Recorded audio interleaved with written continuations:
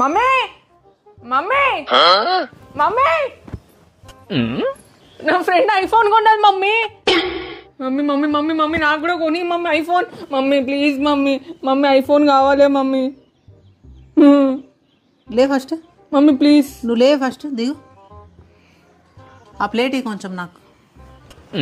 Plate ఎందుకు mummy? అది పట్టుకొని రైల్వే స్టేషన్ పోతా. ఎవరైనా డబ్బులు ఎత్తారేమో చూస్తా.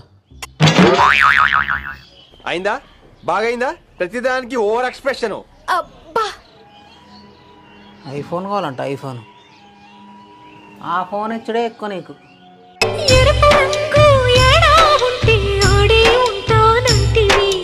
అడవి తల్లికి కన్నా తల్లికి